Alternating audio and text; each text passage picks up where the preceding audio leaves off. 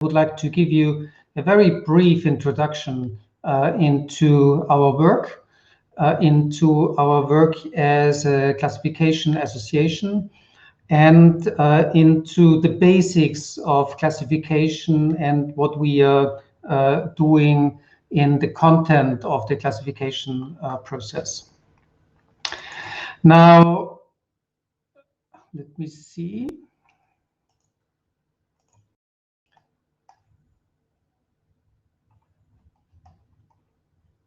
Okay. You should see my screen now. And well, I would like to start, as you know, all with geographics. You know that the biggest part of Austrian wine is covered by the Alps, and we are located in the eastern parts of Austria. And the association was founded basically in the Danube area. So when you're looking here to these pictures, you have Vienna, here, the capital city of Austria. And then you see here the Danube is coming from Germany and is departing then via Slovakia to the Russian Sea. And the Danube region here is an area that is counting for about 10,000 hectares of wine. And it's basically a valley situation. That means that you have the main valley of the Danube River, and then you have the side valleys of the Danube. You have the river of Krems from the north, the river of Kemp from the north, the river of Triesen from the south, and all these rivers are forming their valleys, and therefore the appellation names of Kremstal, Kamptal, Triesental are related to these rivers and to these river valley situation. Now, here are a few pictures of what we are talking about: the Kamptal Valley, the Kremstal Valley, the Triesen Valley, the Wagram, and then Vienna and Carnuntum are also areas that we are looking after. Now, just a very few basic numbers. You see that in Austria, we're looking to about 45,000 hectares of wine, which is quite significant. It's bigger than Champagne, bigger than Burgundy. And the Danube area is looking for about 10,000 hectares, which is about similar to the Côte d'Or in the Burgundy, so the hard piece. Now, originally, when you're looking to the history of Austrian wine, you could say that when you're looking to the 19th century, wine was basically sold after origin and mainly after village names. So there was a Kremse, there was a Kumpelskirchner, there was a Strasse, Leuser, Leubner, and so on. So the main category for wine was basically the village category. But that changed after World War II, when grape varieties became more and more important. The change from the field plant to single varietal planting was basically done after the Second World War, and was leading basically to a concentration on grape varieties, to the different characters of Riesling, Grüner Veltliner, Neuburger, and all these grape varieties that were very traditional in Austria and Austrian vineyards. But we also saw that in the late 90s, that also grape varietal marketing has its limits. And that has been leading to the building up of an appellation system in Austria, which is called DAC in Austria. Now, the structures of DAC is still under development. So we do not believe that the whole development is finished already. So this is still an ongoing process. But what we see that the structures in the future is going more and more to the very typical structures in appellations internationally, to three categories of wine: the wines of the regions, the wines of the village, and the wines of the single vineyard.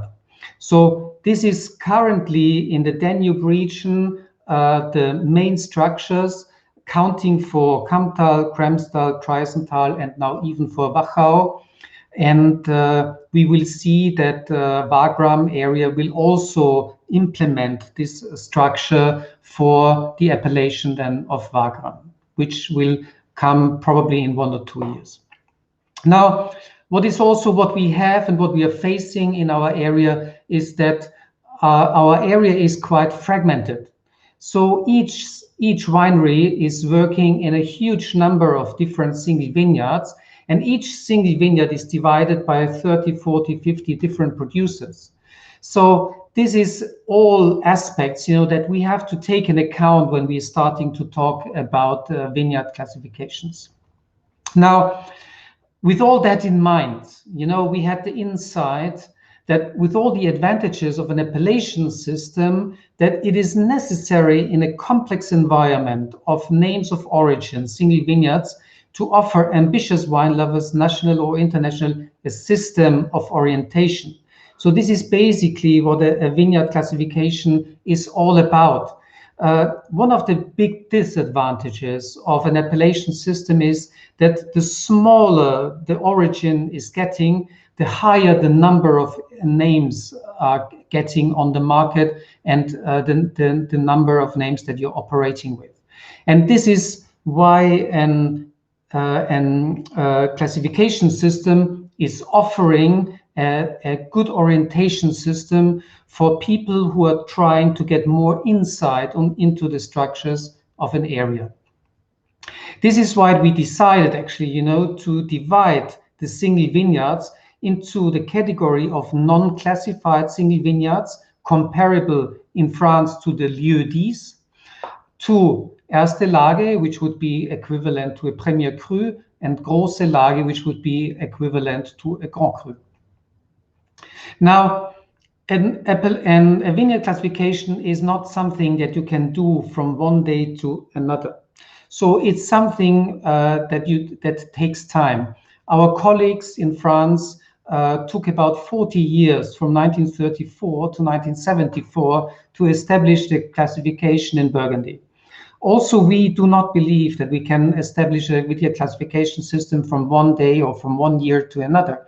So we believe that, we set up the systematics to establish the classification on a long-term process. So it's a generation process.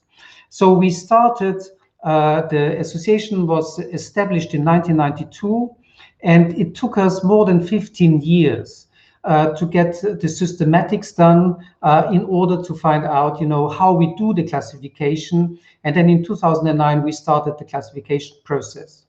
So the first step of the classification is to identify the category of the Premier Crus, so the category of the most significant 20%. And the next step will then be, when we are finished with this, to establish out of the Premier Crus then the Grand Crus, so the most significant, the icons basically of an area. This is another process that we believe will last then for another 5 to 10 years. So all in all, we believe 30 years minimum, maybe even longer. Now, one big question is, when it comes to classification, is what are we going to classify? We know that in the world of wine, there are different possibilities to classify. We know the classification in Bordeaux, where the wineries are classified. We know the classification in Champagne, where the villages are classified. And then we know the classification in the Côte d'Or, where the vineyards are classified. Even here, you have different possibilities. You can classify the quality of a vineyard, which is very difficult, because the big question, in the process of quality of a vineyard is, how do you define quality? This is a very complicated question. And so we thought, well, this is maybe not really the way actually to go. Another possibility is to classify the wine out of a vineyard, which is another possibility. But what we decided to classify is the significance of a vineyard. But the question is, how can we measure significance? And this is something that is very important today, because a classification is something that needs to be objective, that needs to be looked after in a way that everyone can understand actually what we are doing, producers, but also consumers and experts. Now, this is why we developed the so-called relevance factors. We have been looking at the question of classification factors to look at and to put on an objective level different factors that we can definitely measure. So there are content factors, there are economic factors, and there are quality factors. Now, for example, content factors would be historical questions, about mentioning of the sites, since when a vineyard is sold as a single vineyard, but also questions of the assessment of growers, assessment of collective growers, assessments, homogeneity of geology, climate orientation, these kind of questions. When it comes to economic factors, you can look at, for example, the number of producers vinifying a separate wine out of a vineyard, the percentage of a vineyard which is sold as a single vineyard vine, export representations, prices on the market, price variances, and all these questions that are related on the economical side. But there is also the quality factors, which is, I think, in the history of classifications, the first time that someone is doing this. We are allowing experts from around the world to have their say actually in the classification process.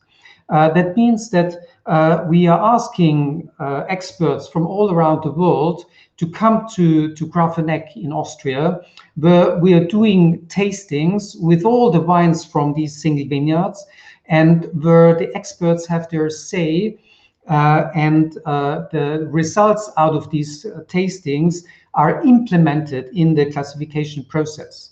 So we want, that there is not only the side from the producers, but there's also the side, from the experts who give an impact actually in the whole classification process. I think this is very important.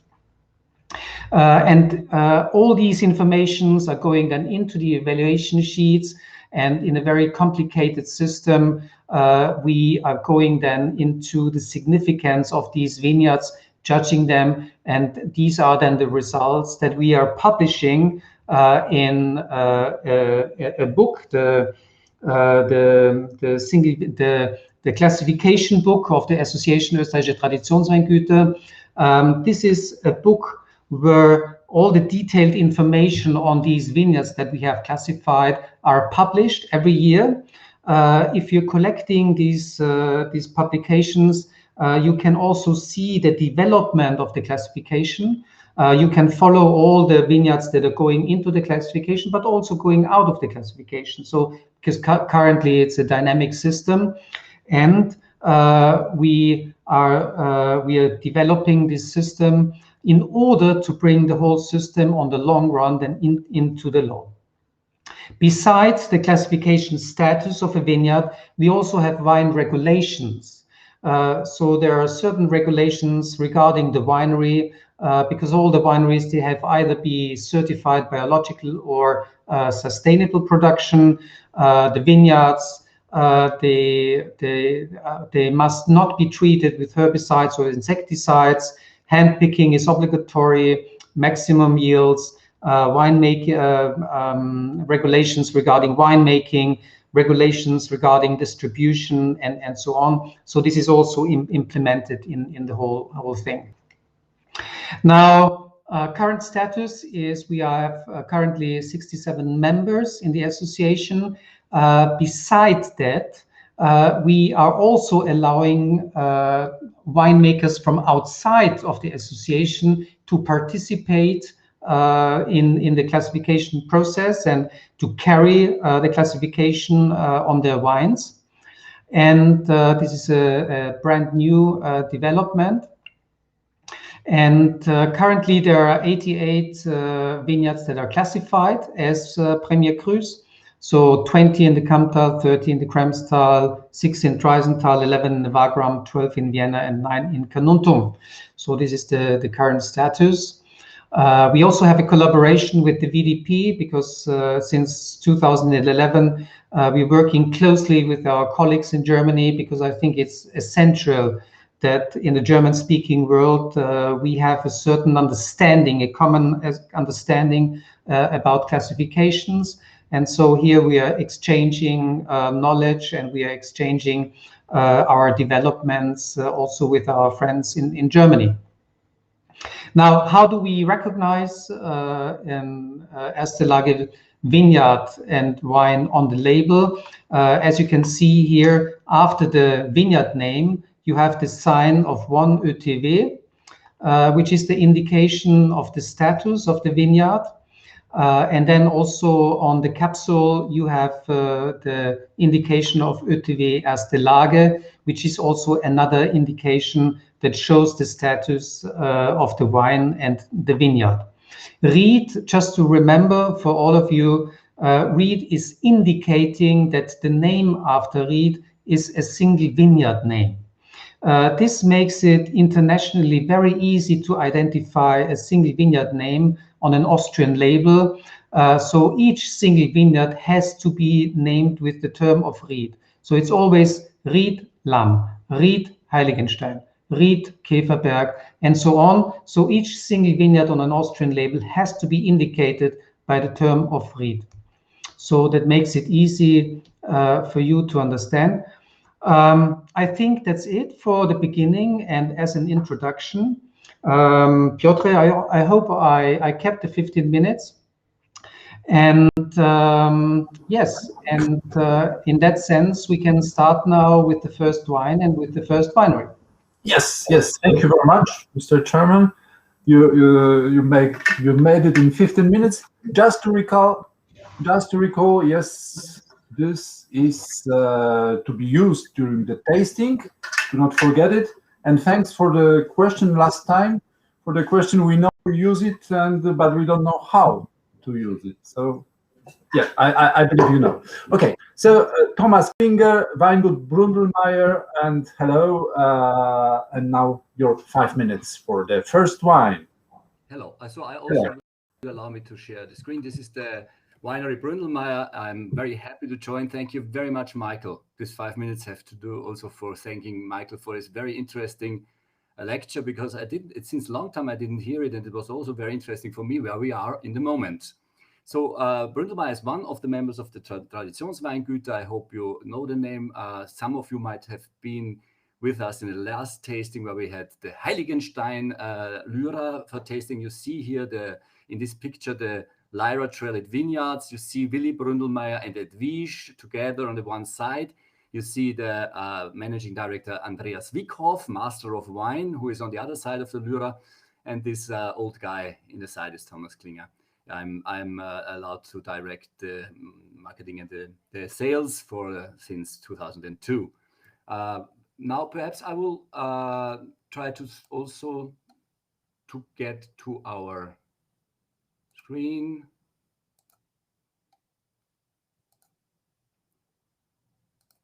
And I hope you see it now. Piotr, do you see the screen?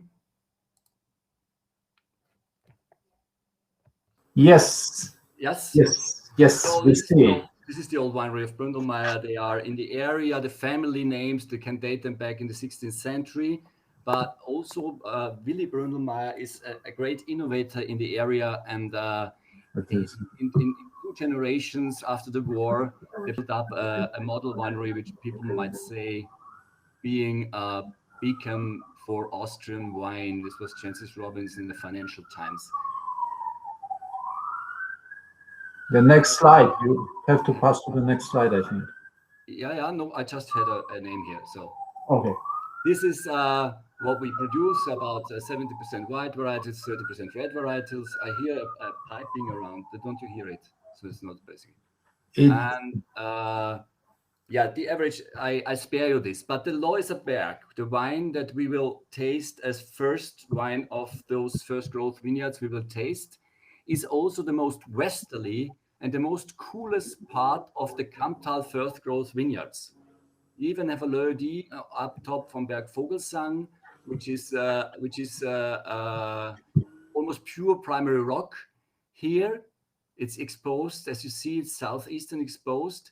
The more you go down, the more you will have the terraced vineyards covered with loess. Here we have Langenlois, and there's the direction Vienna.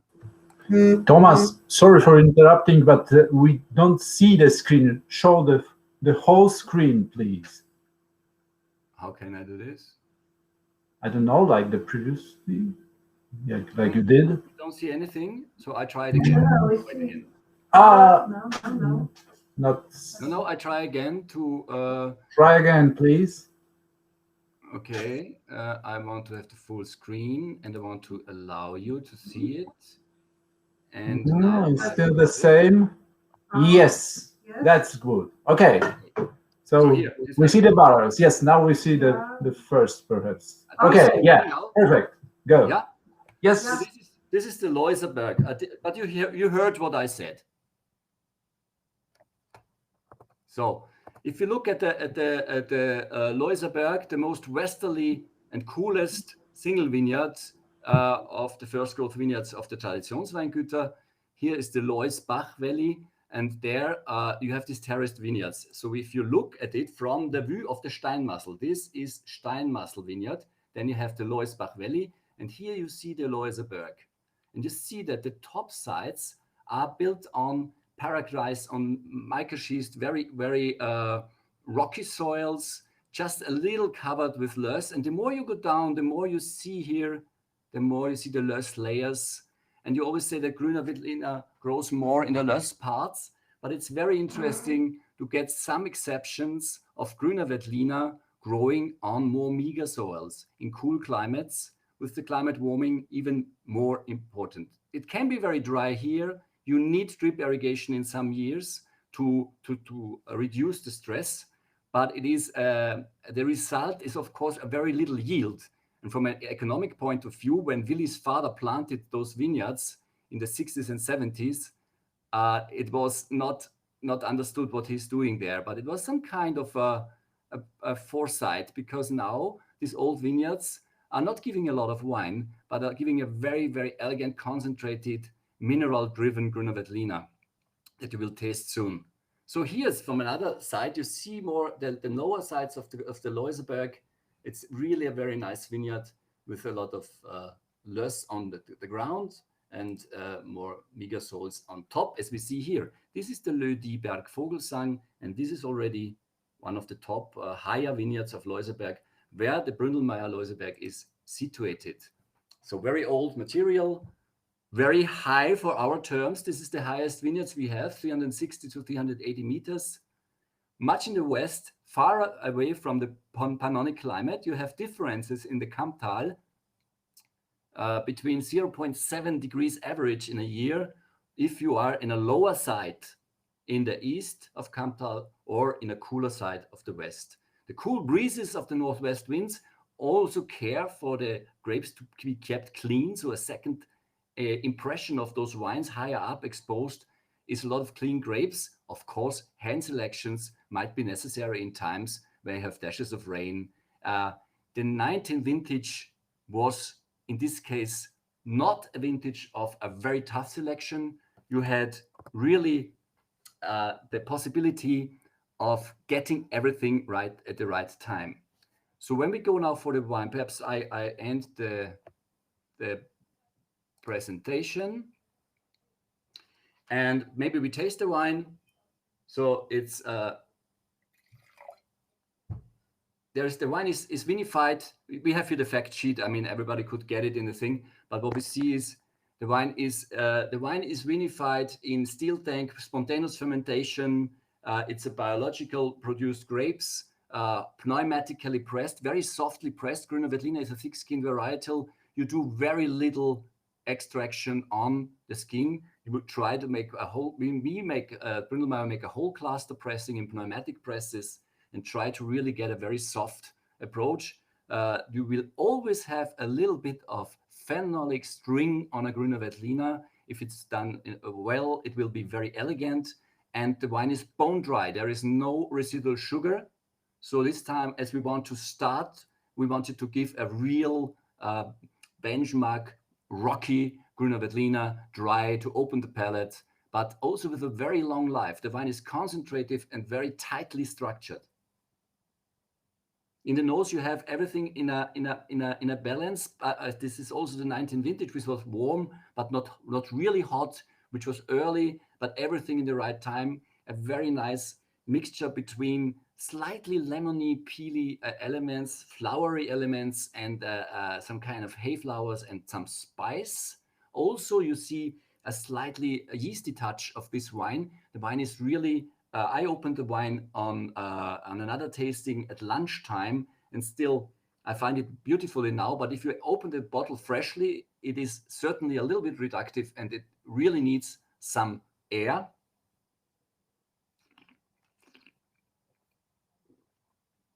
Yeah, you have a slightly silky element in the start, then immediately you have some grip, and you feel the wine has 1 gram residual sugar at the utmost. It is sappy, but it is also dry and has very focused, very linear. As it is steel tank fermented, you saw in the last picture I showed you saw Andreas in one of the big barrels. So the fermentation is in steel tank, and then it goes for maturation on the fine lees in big neutral oak barrels. So I hope this wine will open the palate for you and give you even more curiosity for the other wines to follow. Leuserberg is one of my favorites. In these times, we have about 30 degrees now outside and föhn.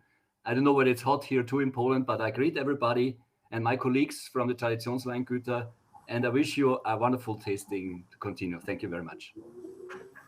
Thank you very much, Thomas. That was impressive, really. And we have 32 here, actually. 32 degrees. Wow, nice. Yes. Nice time for green. Okay, thank you very much, and hope you stay with us, as after the 6th wine is the time for question and answers, right? Okay, thank you. And now it's Max and Weingut Bernhard Ott, also from Kamptal. Hello, Max. Exactly. Thank you very much for the kind introduction earlier. Just trying to get myself in the picture. Whoop, wrong direction. There we go. All right. So I hope everybody can hear and see me well, and hopefully the wine as well. My name is Max. I am just recently announced the host of the winery Bernhard Ott here at Feuersbrunn at Wagram. Just to say some couple of words to the winery in general. The gentleman on the picture that you can see here is Bernhard Ott himself. He is at this picture at the Spiegelterrassen, which is one of our ÖTW classified first vineyards. Generally, the winery at the moment since 1889 is in Feuersbrunn. Before it was in Engerbrunn. So just for you to understand, we are located on the border between 2 regions. One of them is Wagram and the other one is Kamptal. The wine that we have sent you today, the wine that is standing right in front of me today, is the 2019 Grüner Veltliner, the Riedstein in this case. For you to understand, we have 2 more classified ÖTW Rieden, which is the other one is Spiegel, and the other one is Rosenberg, which are located in Wagram at this moment. I have therefore prepared something. How do I share my screen? I have no idea. However, just for you to get some information on how we work here in Wagram. Oh, there you go. Is it doc? No. All right. So generally, we work biodynamic with all our wines. We, as Michael already mentioned previously, we pick all our grapes by hand. There has never been a time where we were picking our grapes with a machine, which is for us a very important point of the quality of our wines. Additionally, we use spontaneous fermentation in general for all the wines. And since 2018, we're using big Stockinger barrels with 7,200 liters, again, to let the wines rest. The ones that you have right now in the glass, hopefully, or already not in a glass anymore, is the 2019 one, which is the first time that we left the wines for 18 months on the fine yeast in the barrels. It's somehow a late release, someone could say. So it arrived on the market in May 2021, as it was bottled in April 2021. Just for you to get some idea about the terroir of Riedstein. It is in Engerbrunn, as I've said before. It is mostly less, but there is some Quöller gneiss as well, which will be for you better understandable as primary rock. It's fairly unusual for the region, but still the climate is a little bit cooler over there. So therefore you already tasted in the wines that it has a kind of a lean structure, although the primary fruit is quite present at the moment. As you know, probably from biodynamic vinification, we work with a lot of humus, and therefore the soil is very healthy and it helps the wines in the cultivation. We here at the Winery Art, we drink the wine in a large Burgundy glass, which might be some help for you. We have about 3.3 grams of residual sugar per liter and has about 13% of alcohol. So far to that, I'll leave the rest for your palate and for your nose, for you to try. And hopefully we'll see each other's either in Poland or here at Feuersbrunn soon.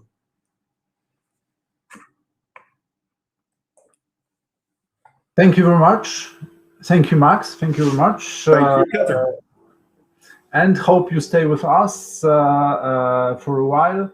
We now pass to Martin Diewald and to Wagram, the next region. Wagram and Weingut Diewald. Martin, are you with us? Good afternoon. Good afternoon. So can you hear me? Hello. Perfect. Yes, we do. Okay, so the floor is yours. Yeah, thank you very much. Good afternoon. My name is Martin Diewald. I'm the winemaker and owner of Beer Weingut Diewald. We are a family winery situated in the region of Wagram. My family was one of the first organic wineries in Austria. We are doing organic wine since 1976. So they converted to organic farming in a time when, let's say, the industrialization of the agriculture came in full speed, or when the chemical fertilizers came on full speed. It wasn't really let's say, like an easy time. It was also socially rough, but that's also the reason why I always say thank you very much, Mom, and thank you very much, Dad, because the vineyards we have now, they are organically grown for the whole life, and that's actually the base and the fundament of how we are doing our wines.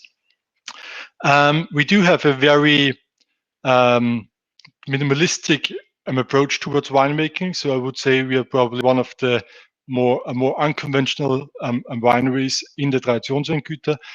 We have a very strong focus on natural winemaking, and also when it comes to the Premier Crus, we have a very hands-off kind of winemaking. Today we're actually tasting Ried Goldberg Grüne Veltliner, vintage 2019. The Goldberg is a terrace facing the Danube Valley with its mighty lush soils and the cold winds from the north. You get like very ripe grapes, which bring this like very spicy and kind of herbal character. It's all dry farmed, so we don't irrigate, and the reason is actually the lush soil. And it's of course hand-picked. And then the minimalistic kind of approach starts. So before fermentation, there is nothing given, there's nothing taken, not even a milligram of sulfur. We do a whole bunch press for the Grüne Veltliner Goldberg, and then put some berries in during fermentation and also during the full time of maturing for 10 months around.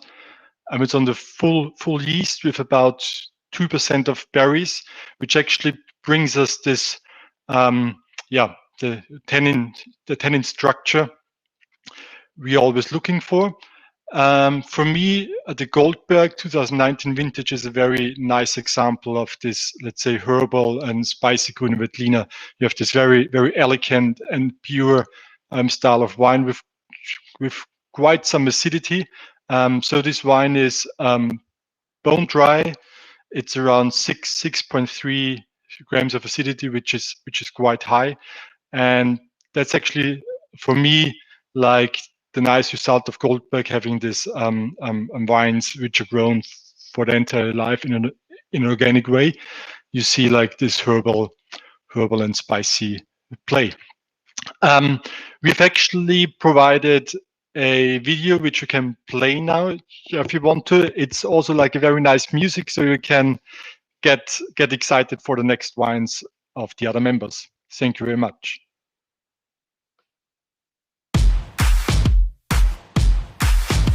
Wir sind Biopioniere seit mehr als 40 Jahren. Bio-Weinbau ist nicht Großmutters Küche. Es ist auch keine Raketenwissenschaft. Für uns ist es die Zusammenarbeit von Mensch und Natur. Und nur wenn wir das schaffen, dass es dem Rebstock im Weingarten, dem Regenwurm im Boden, den Tieren im Haus und den Menschen, die dort leben und arbeiten, gut geht, werden wir Landwirte über Generationen sein. Unsere Weingärten kennen nichts anderes als den biologischen Zugang. Die revolutionäre Vorarbeit haben meine Eltern geleistet und somit sind wir heute eines der ältesten Bierweingüter Österreichs. Und auch jetzt lassen wir uns nicht in ein Korsett schnüren, sondern gehen unseren eigenen, nachhaltigen Weg. Wir sind Mitglied der österreichischen Traditionsweingüter und unsere Wagramer Rieden, Eisenhut und Goldberg sind als erste Lagen klassifiziert. Sie gehören somit zu den besten Lagen des Landes. Unsere Weine sind elegant und nuanciert, eigenständig und ehrlich. Wir wollen herkunftsgeprägte Weine machen, ohne viel Schnickschnack, handgeerntet, spontan vergoren. Wir sehen uns auch nicht als Weinwissenschaftler, die Weine nach Rezept herstellen. Wir sind Weinbauern, nicht mehr und nicht weniger.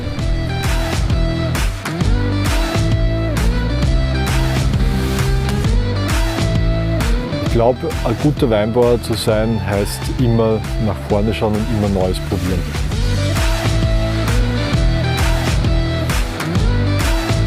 Die Waldweine sind Zündstoff für die Seele. Sie bleiben sich immer treu und trotzdem gibt es immer etwas Neues zu entdecken.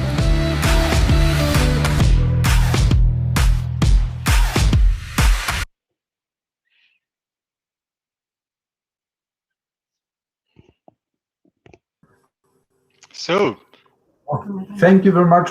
Thank you very much, Martin. Thank you. you're very, very welcome. Thank you. Stay with us, please. And Yes. now we pass. We stay in Wagram, and we pass to Weingut Josef E. Moser. This is difficult to pronounce. E. Moser and Fritz.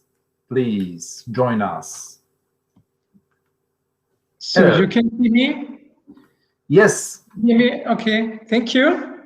Thank you. Let's say down to earth, authentic, and typical for the region. These are the attributes of the Weingut Josef and Martina E. Moser. My name is Fritz Strobel. I present today the Weingut E. Moser. We are located in Großweikersdorf. This is in the Wagram region, in the southeast or in the northeast of the Wagram region. The main varieties what we grow is Grüne Veltliner, of course, is also Riesling and also Weißburgunder. Our wines are always dry, let's say very dry. They should be fun to drink and characterized by their drinking flow. And this means that a certain level of acidity and freshness is always wanted. I have the pleasure to present you Grüner Veltliner Georgenberg.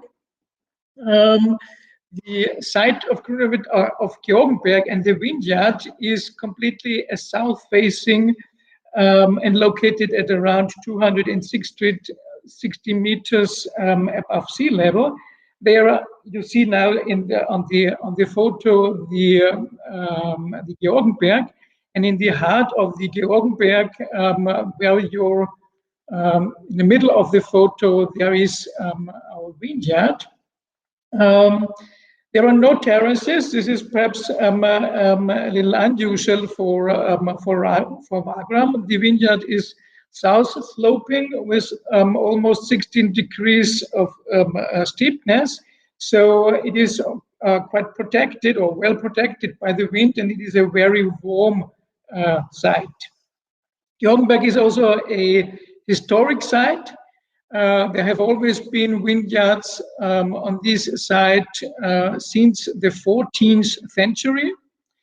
And the vineyards have been owned by the church of Großwackersdorf, what is dedicated to the Holy George or Saint George. So the name of the Georgenberg is comes from the name of the church. The soil on the Georgenberg consists of loess, mainly loess. In the underground, there is also gravels from the original Danube, and sometimes also this gravel material pops up on the surface. Our vineyard, I mentioned, is at the center of this site. Some words to the harvesting and the vinification. What we do is we strive for ripe grape material, but by no means overripe. It is important for us to harvest very quickly and bring very optimal ripened grapes in the cellar. The harvest is done by hand. We pay attention or close attention to 100% healthiness of the grape material. The grapes for Georgenberg are only lightly squeezed. The juice is in contact with the mash of 5 to 6 hours. We press with the comps. The wine ferments in large oak barrels. We don't cool the fermentation. We want to allow for this wine a certain kind of own momentum for the wine, and it is then matured on the gross lees as long as possible, and on the fine lees during the summer after the harvest. If you taste the wine, I think it knows ripe yellow fruits, stone fruits, such as quince, grapes by themselves, and always a bit of spiciness. What we want to show with this wine is that Grüner Veltliner on a great site can be very creamy, very melty, but also can have a fine structure, can be juicy, and with a lot of pull on the palate. Some words to the drinking experience. What you can expect. Georgenberg always tells a story of his origin. Georgenberg matures also quite well. So what we see is a peak after 3 to 4 years. So from kind of maturation. Let's say so if there is a group of people together and enjoying different wines, Georgenberg is always a highlight. And it will never be the last wine what the group drinks, because there is so much drinking flow that you always want a next glass or a next bottle of this or another one. Yeah. So this is also the goal where we strive for the drinking flow. Have fun with that.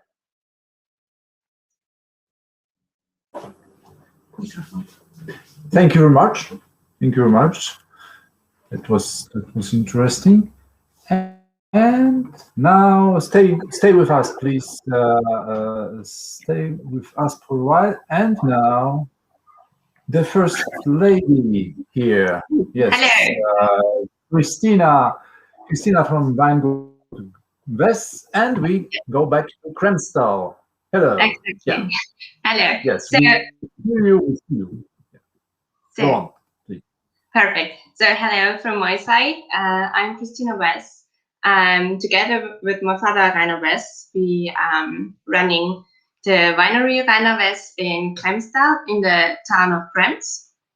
Now, in generally speaking about our history, which is not very long, because my father founded the winery from scratch in 2003.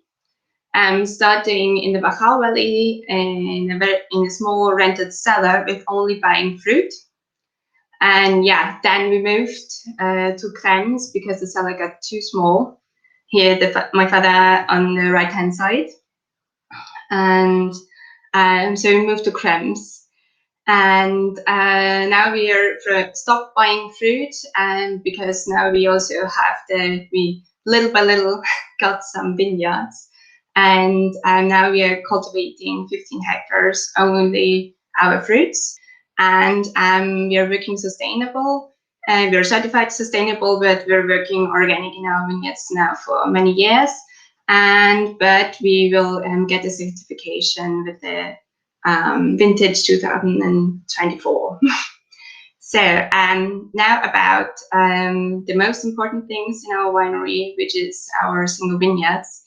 Here you have a beautiful view of the Kugel vineyard, which you also have in your glass now. The Kugel vineyard is right above the city of Krems and the town called Stein, which is a part of Krems. And the Kugel vineyard is mostly known for Riesling because the very, very nice soil conditions which we have there, which are quillignite, so primary rock, but also some schist. So within that's why mostly Riesling is planted there.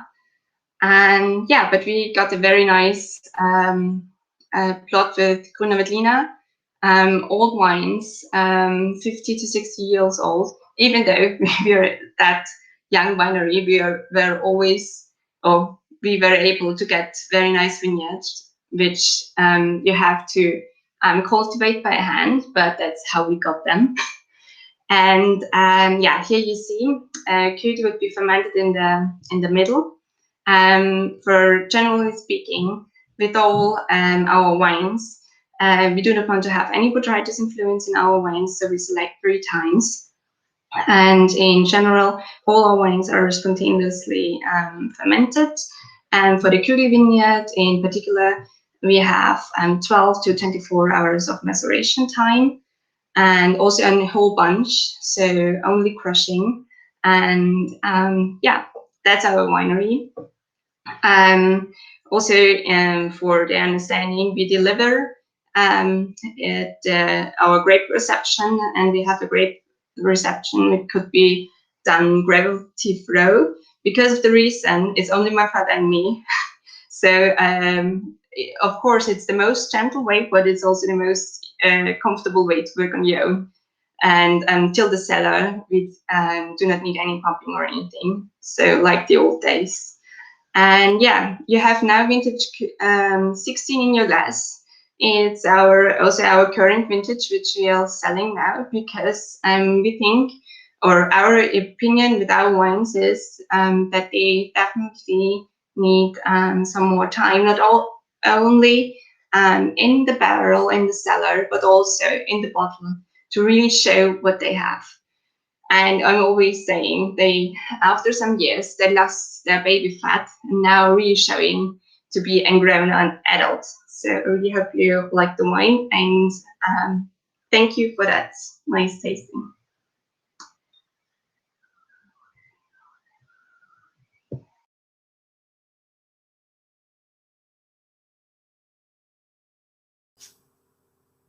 Yes, thank you very much, Christina. Thank you. Stay with us, please. Stay with us. And now we pass to Wagram, back to Wagram, and Weingut Lett. Yeah, as you see.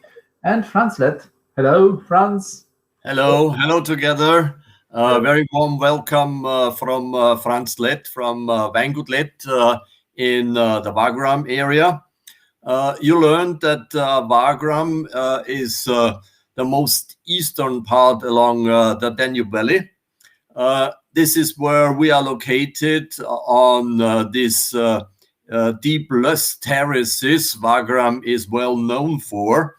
As you can see, we are a family winery running currently about 50 hectares of own vineyards, being dedicated to white wine producing, more or less. About more than 80% of our production are white wines due to the cooler climate area, as you can see undoubtedly here.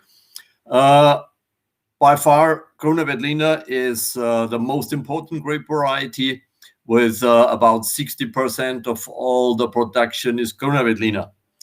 But on the other hand, there is a grape variety that is typical and almost indigenous for the Wagram area, which is Roter Veltliner.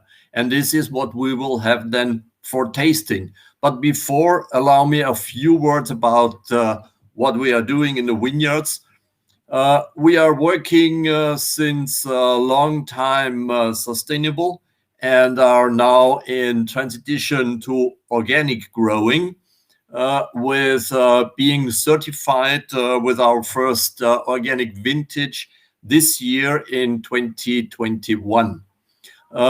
We are as we are doing a lot of whites, we are using only hand-picked grapes to avoid too much of phenolic structure of getting into our wine. So we are doing 100% hand picking with a selection of only the finest and healthiest bunches.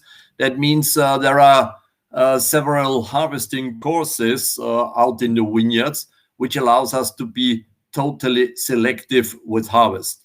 You see a picture of Gruner Veltliner, for instance, in your screen for the moment. When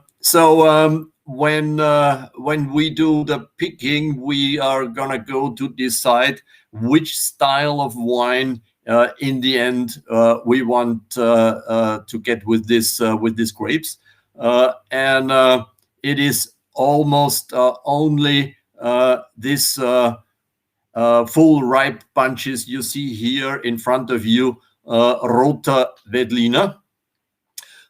When we come to the cellar, there is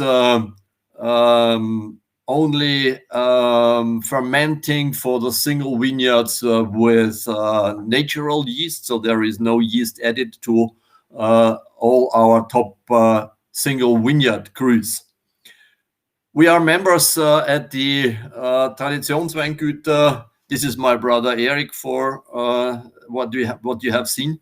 He is managing all the vineyard work outside.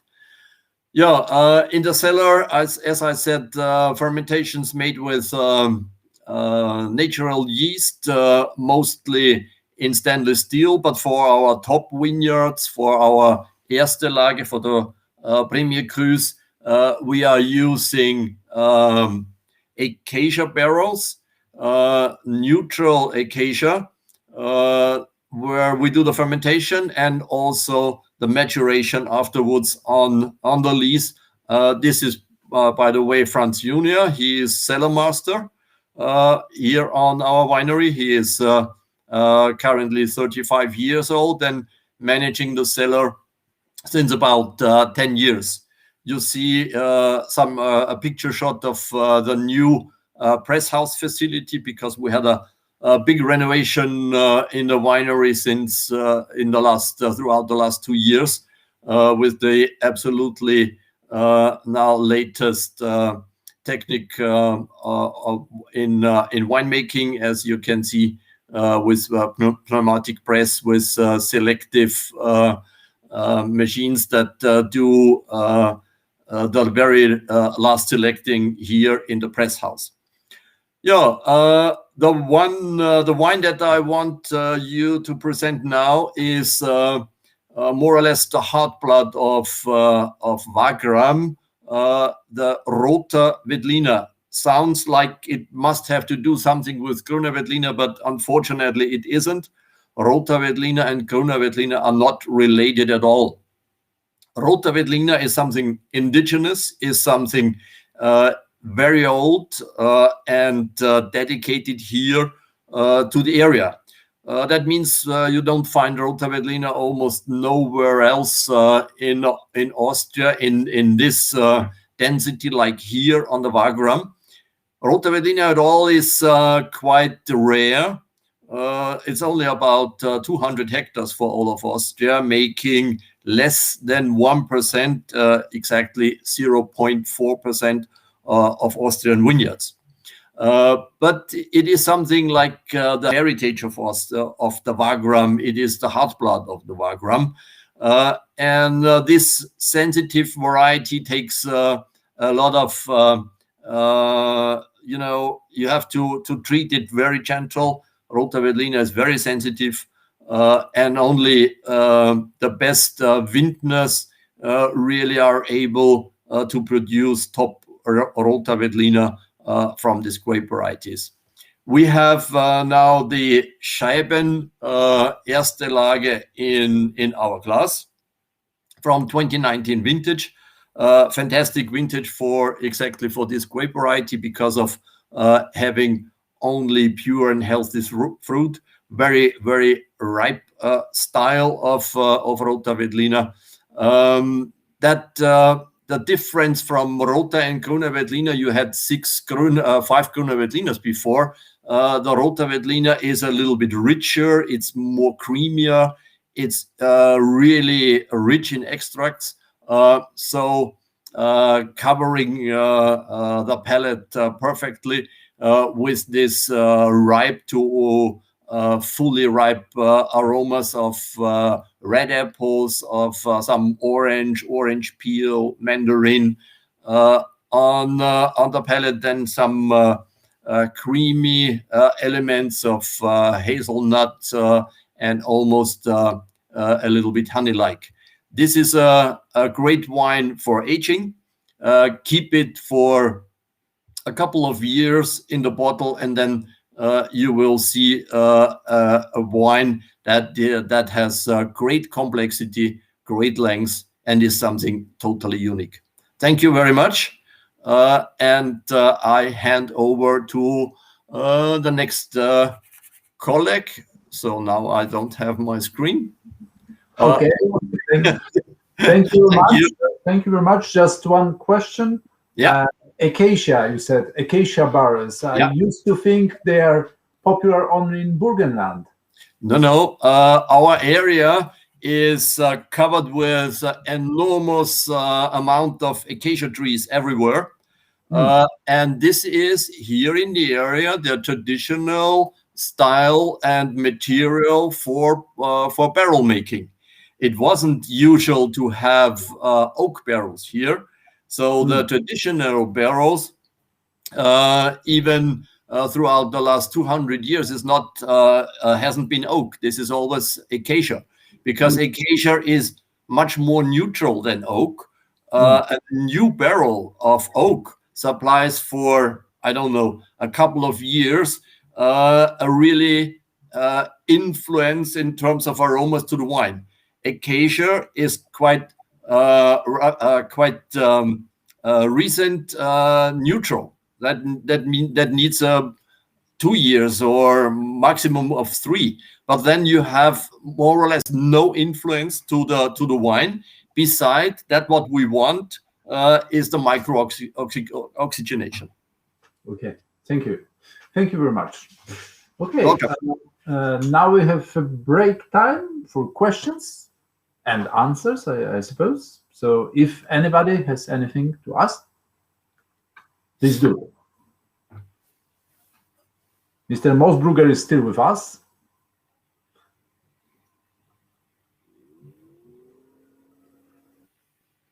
Intimidated. No questions.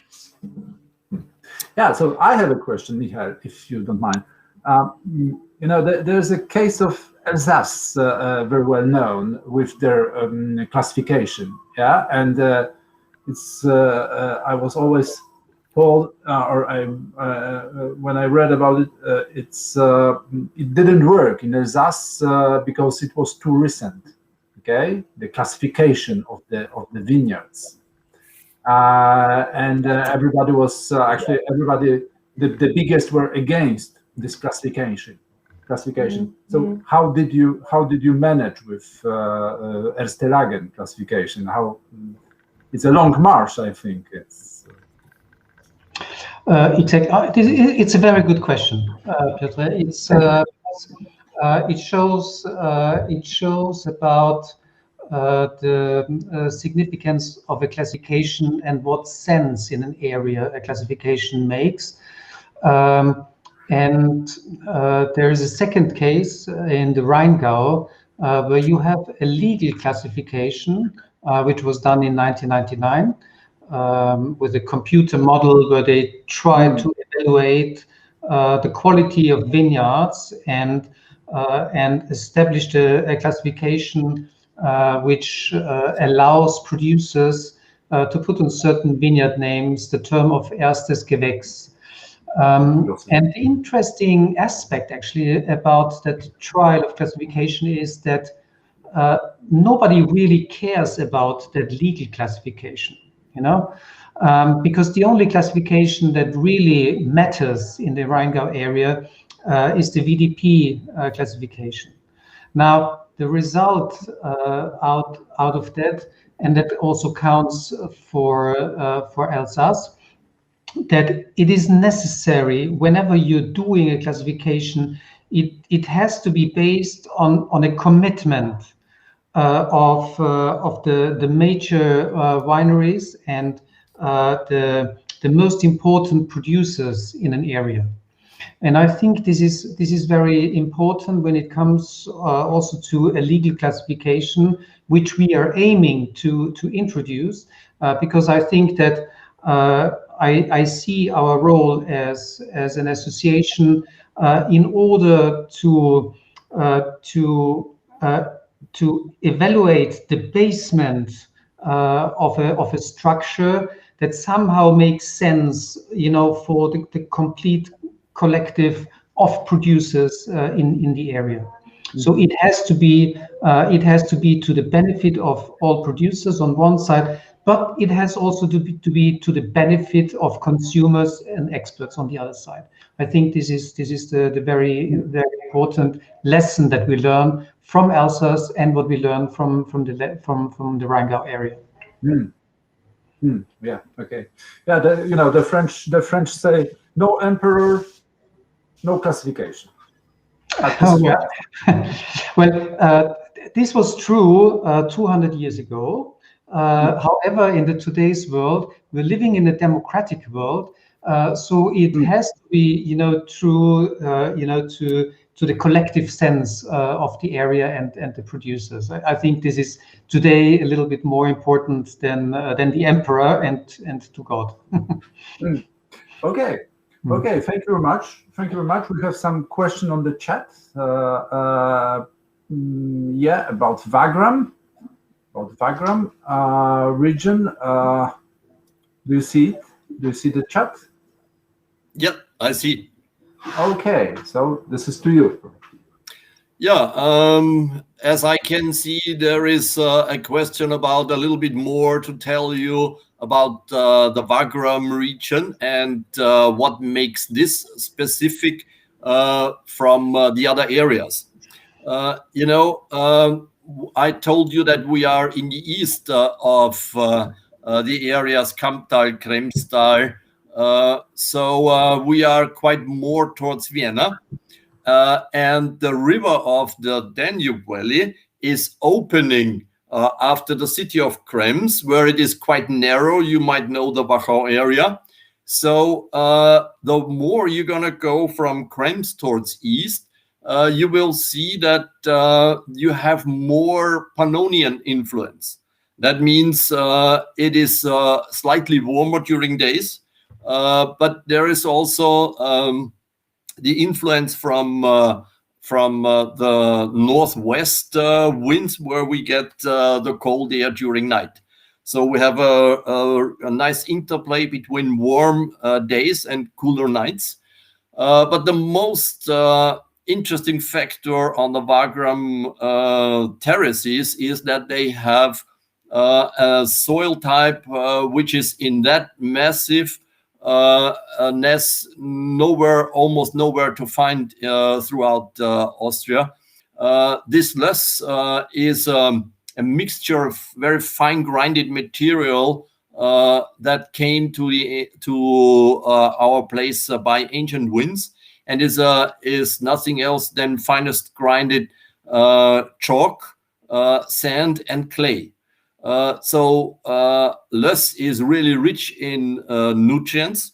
There is no necessity for adding fertilizers, and it has the biggest advantage in its very good capture of water. So it is very well drained.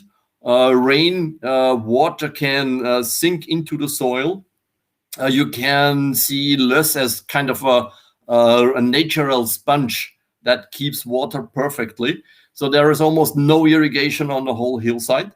And this allows us to do dry farming. This allows us to use almost no fertilizers. So you have perfect conditions for wine, especially the Grüne Veltliner and the Roter Veltliner are the grape varieties to thrive best throughout in the Wagram area. Okay. Perfect, I think. Perfect. Thank you very much. You're welcome. Let's speed up a little bit as we are in the middle. So let's go to Kamptal and the first Riesling here, Weingut Hiedler and Ludwig Hiedler Jr. I believe. Yes. Ludwig, will you join us?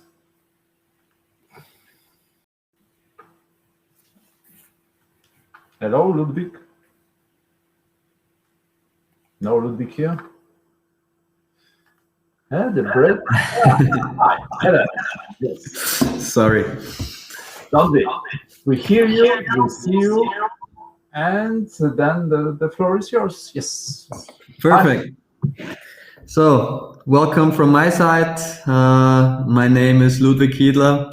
Actually, I plan to show you the view you're seeing on the screen right now from our terrace, from our winery, but it's very windy outside, so probably it would interfere with the microphone, but here you see a nice picture. And obviously, yeah, I'm involved with the Hiedler estate as a winemaker and viticulturist alongside my brother and my father. We're working, yeah, there's a picture. So we're working very closely together, and we're based in the Kamptal region in the historic town of Lagen, which you have seen on the previous picture. It's the biggest wine town in Austria, but it still fits on the screen, so it's not that big. Nevertheless, we have been cultivating our vines here as a family for over 160 years now. So that's 5 generations of winemaking now with me and my brother. And what you see here on the picture is actually the Steinhaus vineyard. If you remember the Läuserberg from Bründelmeier, it's on the left top side, that's this very outer part here. And Steinhaus is what we're going to taste now in a second. And yeah, about the winery, we're not a big winery. We produce about 180,000 to 200,000 bottles of wine every year, which is not a lot of wine, but It's a very focused and hands-on project that we're working. And I have the privilege, together with my brother and my father, to lead an incredible team of 12 people. And together we're farming about 28 hectares of vineyards right now. Here on the picture, this is going to be the soil of the wine we're going to taste, of the Steinhaus. So you see the topsoil, and here is a prime example of a Riesling grape. Here again, a picture of the Steinhaus soil. So Steinhaus literally means stone house. So that's about the explanation. The soil is the explanation also for the vineyard name. But stone house refers to all these small traditional stone huts that we find in vineyards in Austria. They're not only made of stone, some are made of wood. But here in our area, we also have a couple ones made of stone. And because you still find some leftovers of also very old stone huts, so also new ones. This used to be originally some 600, 700 years ago, the reason why the vineyard was named Steinhaus. And the type of wine that we get from Steinhaus is also a good example of how we like to work. Yeah, so we're an old winemaking family here in the area, and it's always been important for us to have wine as a food companion. And I think that's one of the most important factors of Austrian wine, that it comes originally as a food pairing. And since also we in the family like to have wine with the food, maybe that influences a lot also about how we make decisions, how we think about wine. And so the type of wine that we're making is somewhat aligned or even very much aligned with what our ancestors used to do and started some 160 years ago.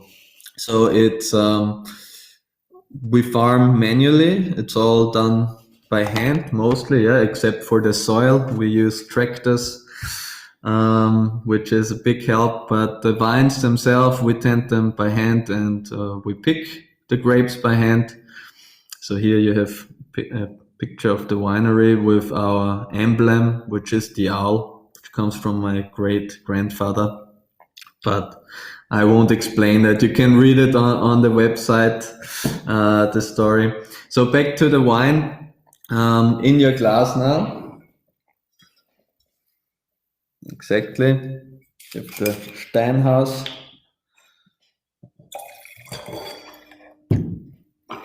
And so this is one of the steepest, if not the steepest slope now in Kamtal. Definitely in Langenlois, an old vineyard. So Langenlois itself is, one of the most historic parts where we have winemaking in Austria. So it's part of this Danube Valley area.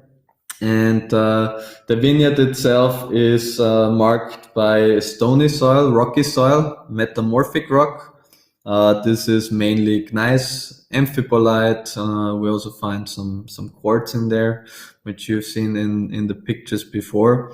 And so since it's relatively steep, it's south facing. This is also the reason why we don't have a lot of topsoil. And the Steinhaus, from all our Rieslings, is probably the most mineral driven Riesling. So you get the kind of very stony, lemony scent already. So reminding a little bit of mandarin zest, lemon zest, also lemongrass, bit smoky. So the smokiness is kind of typical. That's what we always get in the Steinhaus. So what we do is we harvest the grapes We press them only after we macerated for a couple hours. In this case, it was around 12 hours of maceration on the skin, destamped. And then we fermented, so all our wines are fermented with an isolation, a yeast isolation from the Heiligenstein vineyard, which is probably the most known vineyard of the Kamptal and one of the most known Riesling vineyards worldwide. And so this yeast isolation is what we use for our wines. So my goal is actually to, if I speak about the single vineyard, I want the vineyard to really show how it translates into the grape variety. And so yeast was always, a factor that influences the wine a lot, and that's why we went away from purely spontaneous fermentation to inoculating all the wines with the same yeast strain, which is a local yeast strain. And so you get a wine which has a very pure expression of terroir. It's not overly aromatic, so it doesn't kill the food. Yeah, it goes with the food. It has a very nice phenolic structure, which holds on to the tongue, not too much, not too little, good mineral drive, fine fruity nuances. So it's a relatively cool example of Riesling.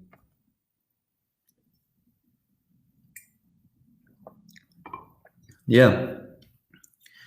And that's it. The wines are imported by Fine Wine. So if you're interested to find out more about the winery and the wines, you can contact Fine Wine. You can contact me directly. You can read it on the internet, and I'm also happy to answer your questions. Thank you. Okay, thank you very much, Ludwig. Thank you very much. Okay. Thank you, and stay with us, please.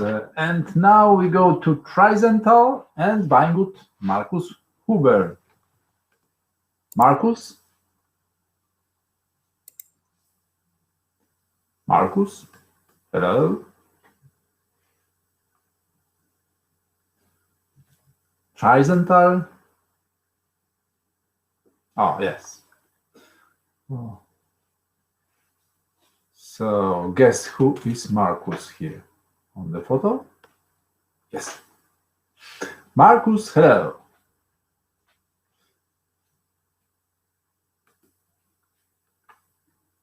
No Markus. Anyway,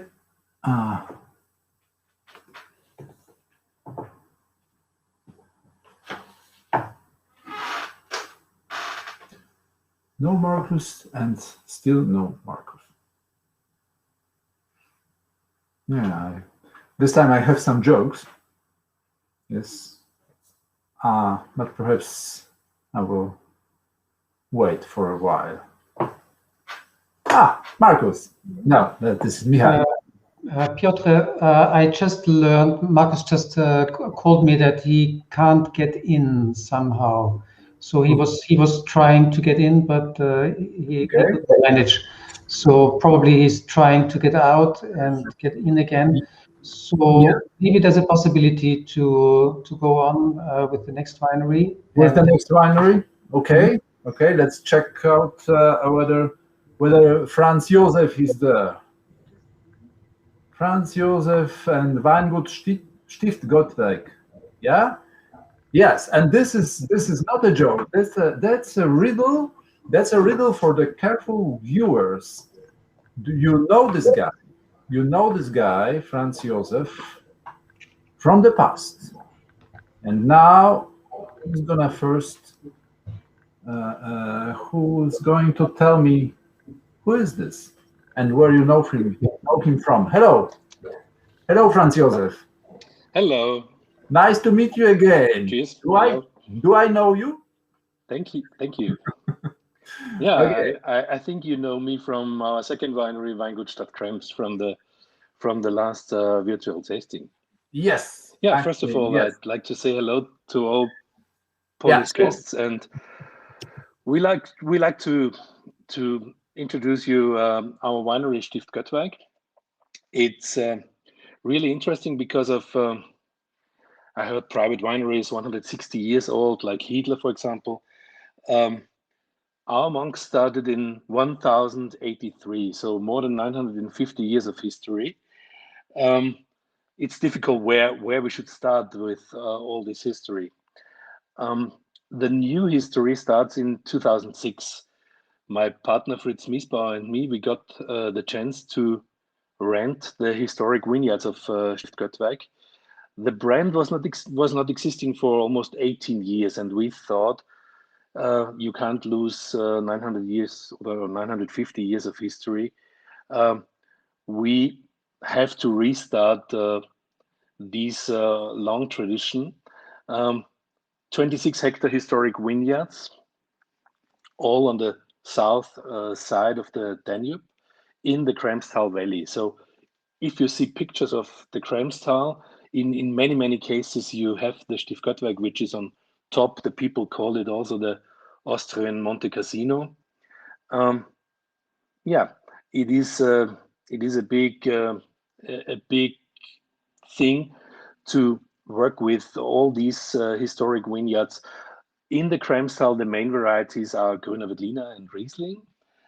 Today, I brought you a Riesling, Ried Silberbichl.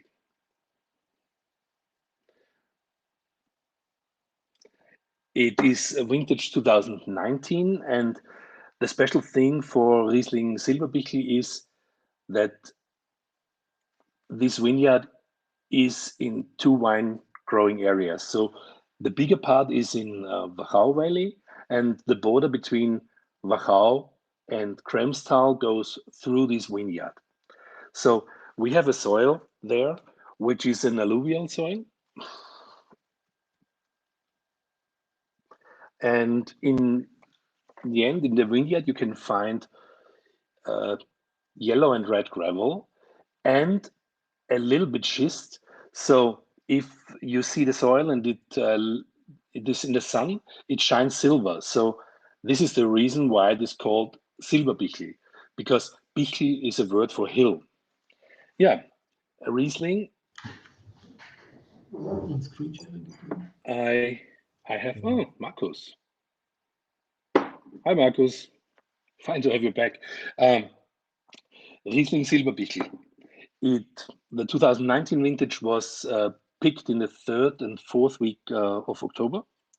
And if I smell the wine, I have a lot of fruit. I have a lot of peaches, white, small vineyard peaches. And in the background, I have a lot of minerality, a little bit of dark aromas.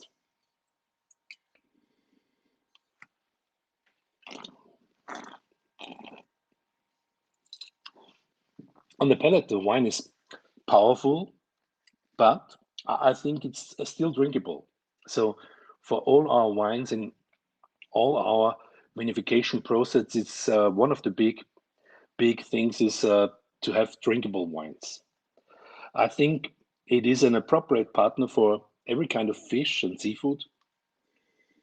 Also with stronger sauces, for example. Yeah, I think there's also a great aging potential of this wine. So we have the experience now back to 2006, and we see in the end of the day, this is a long runner, and I think there is a great aging potential.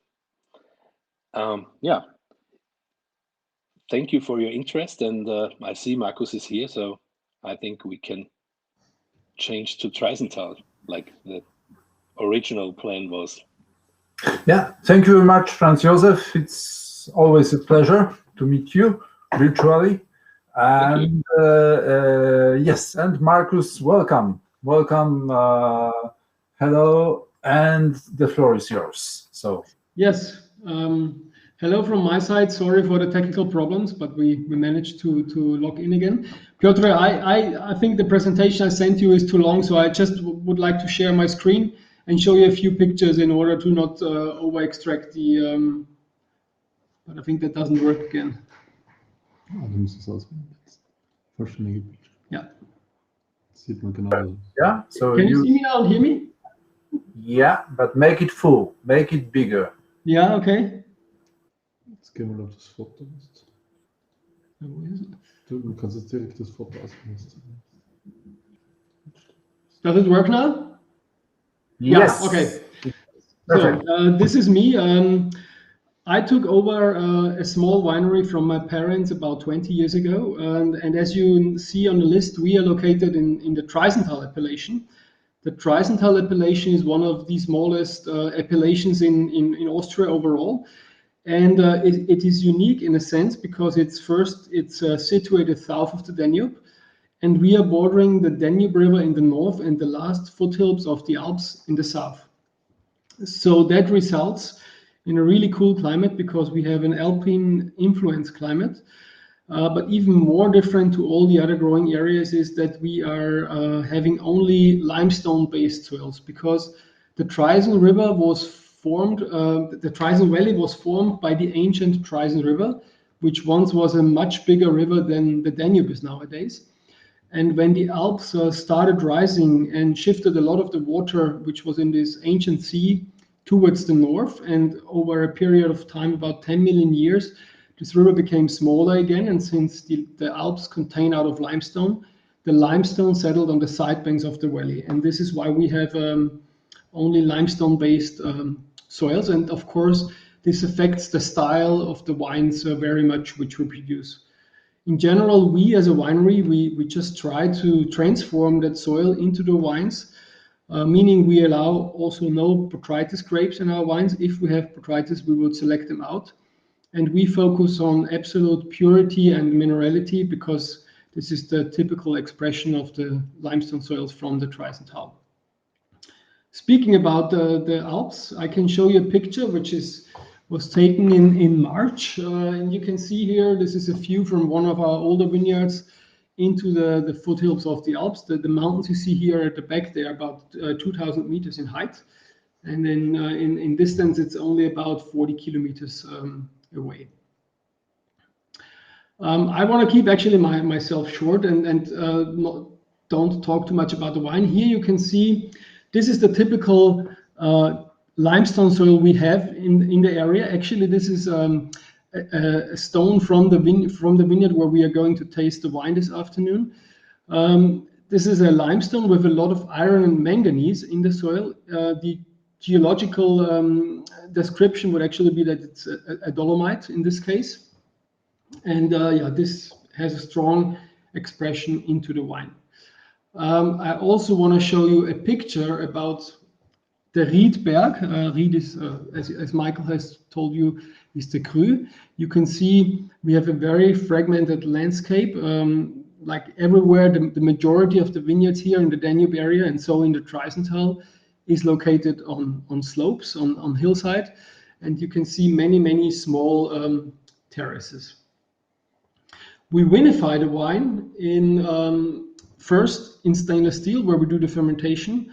And later on, we also allow the wine to age in acacia casks, which Franz Led already told us is the traditional local wood which is available in the area. And yeah, I chose to show the 2019. And I think I would like to show you a video at the end so you get a better expression about the area, the Traisental.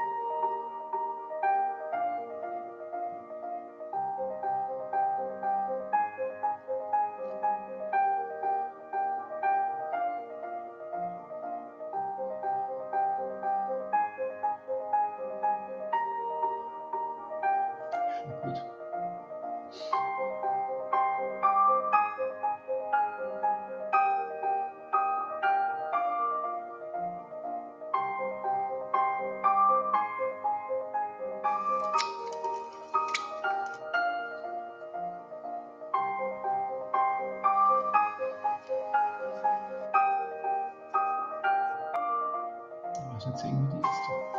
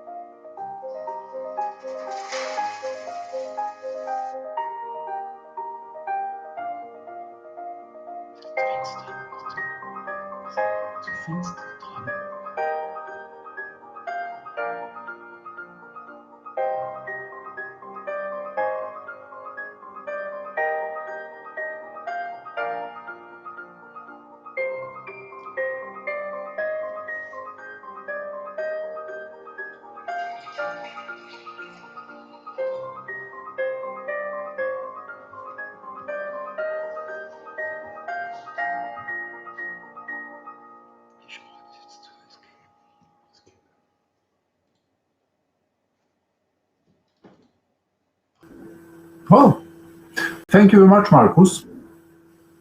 Thank you very much. Pleasure. And stay with us, please. Stay with us. And now we go to Campbell and Daniel from Weingut Hirsch. Hello, Daniel? No Daniel here? Yes. Weingut Hirsch and Daniel.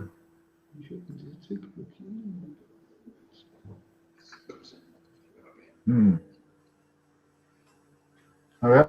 Perhaps we pass to Michael Mosbrugger and Schloss Gobelsburg in this case.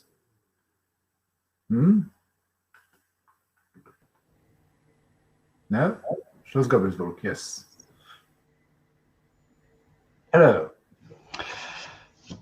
Well, as Daniel is obviously facing also technical issues, I will continue with the presentation of Ried Heiligenstein, and I would like to introduce you actually to this really iconic vineyard.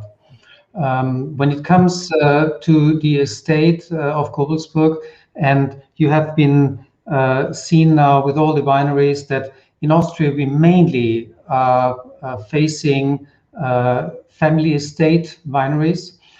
So wineries were the producers are reflecting their vineyards on one side, but also the personality of themselves into the wines.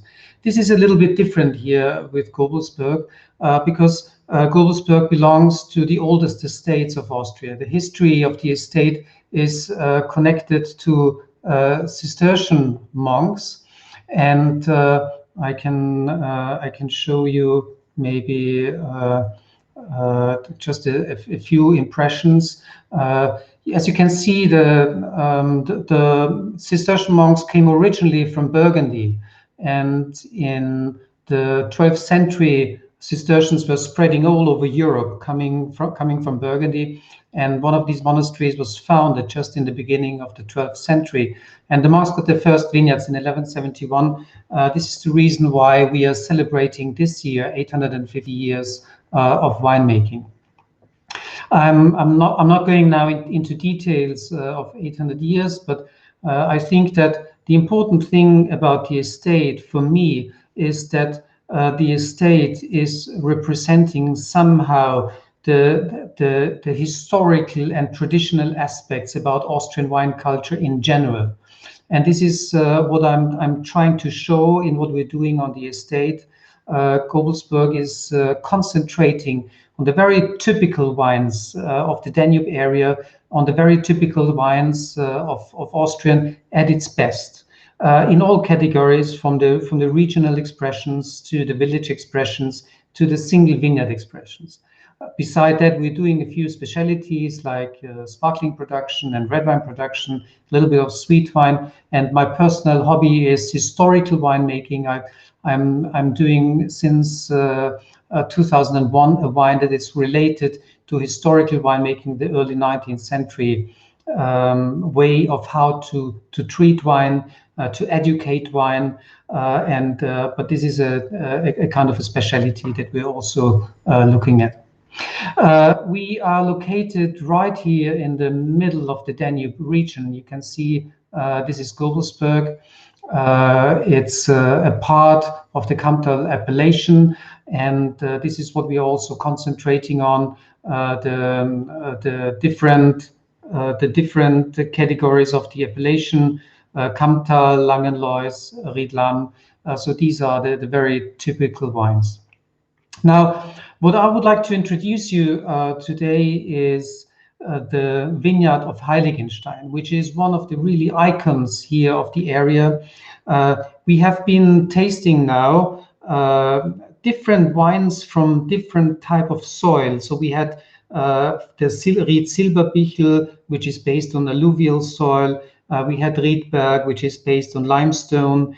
Weingut Hirsch, maybe Daniel is able to join again, will be representing a vineyard that is based on primary rock. And primary rock is one of the biggest part of soil construction for vineyards that are based on Riesling.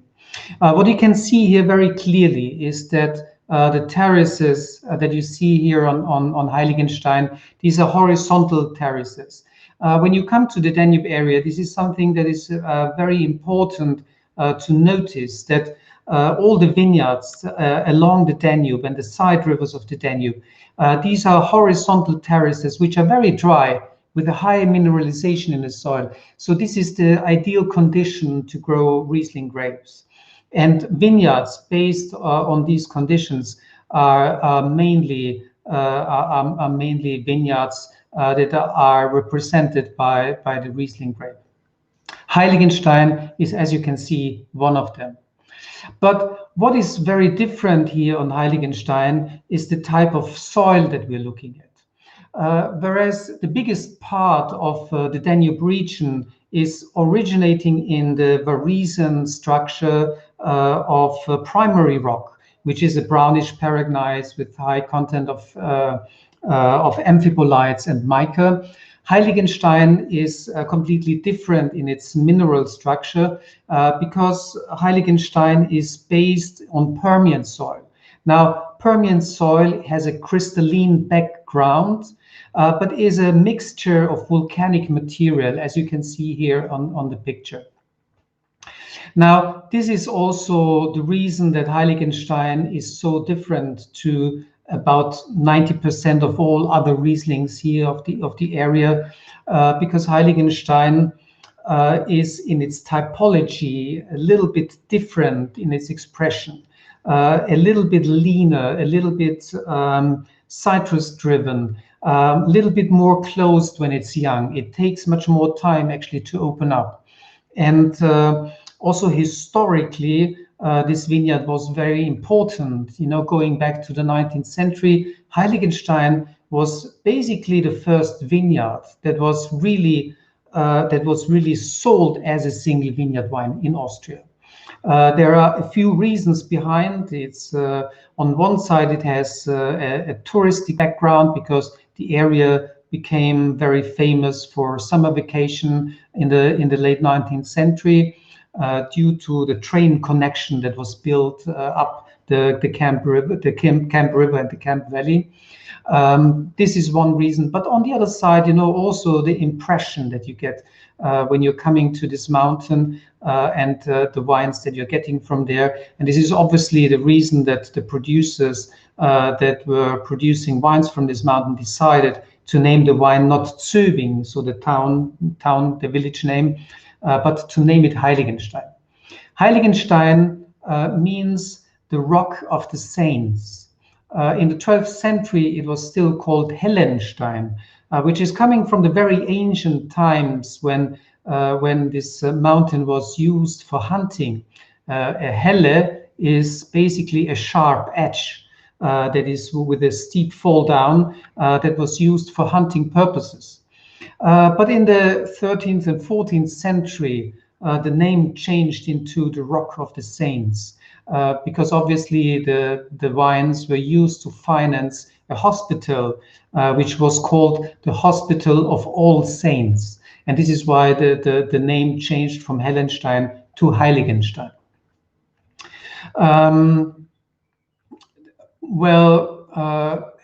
Harvest is very late actually in our area. This is something that was probably not really mentioned yet. Normally we start our main harvest in the beginning of October, and the harvest brings us actually to November.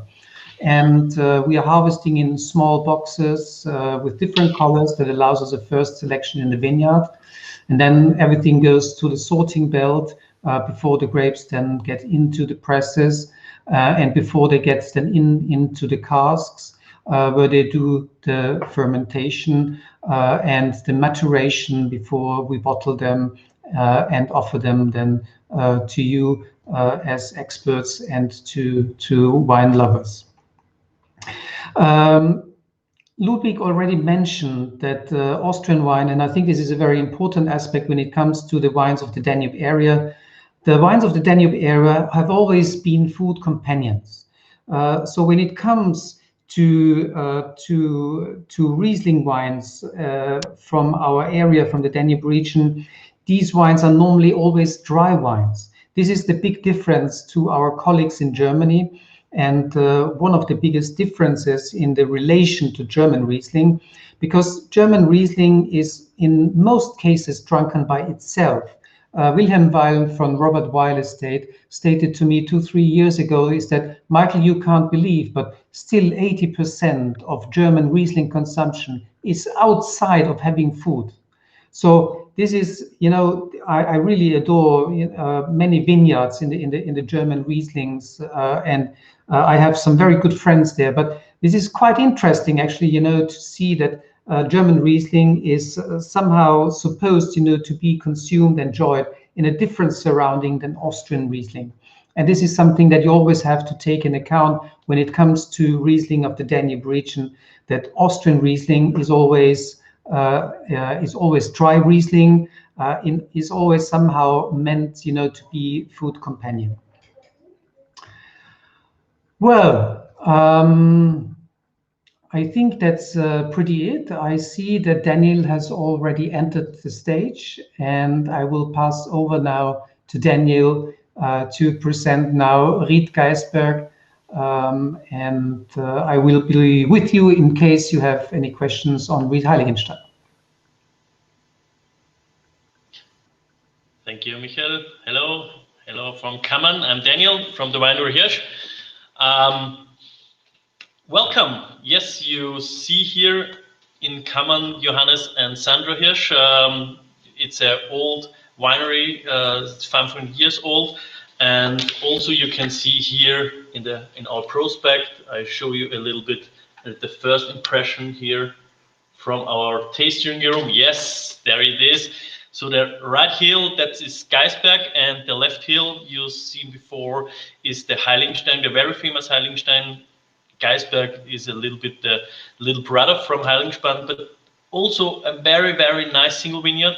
It presents a very amazing wines, and I will show you the rock from Geisberg. So you have many, many layers from the Geisberg, and that's the reason why Geisberg also never jumping out of the glass. So you have open it and go layer by layer into the wine, and then it comes out. It's also a very good idea to bring it in the carafe and give them 10 up to 15, 20 minutes, only to give him a little bit air, and then it really, really comes out.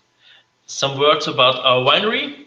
So we work in biodynamic since 2006 and were certificated since 2010. So that was our first certificated vintage by the biodynamic. And in our class now is our Riesling Geisberg 2017. So we like very well the riper wines. So 17 is not really old.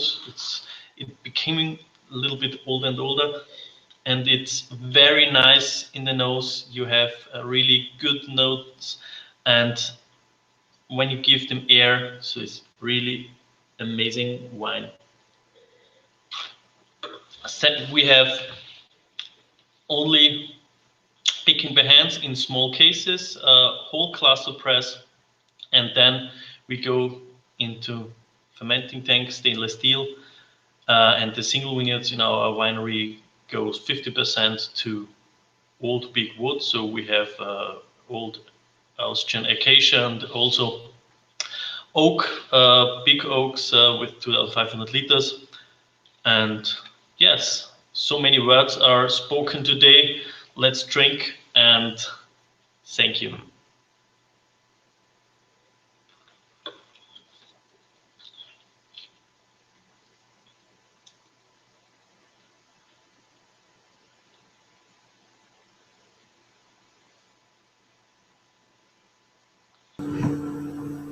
Yeah.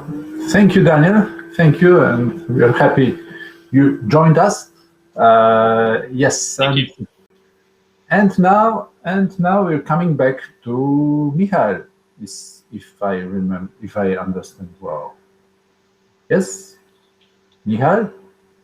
We didn't taste the Schloss Gobelsburg.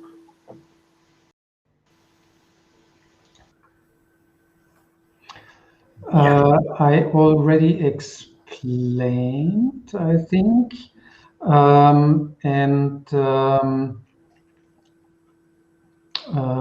think already explained quite a lot about Heiligenstein.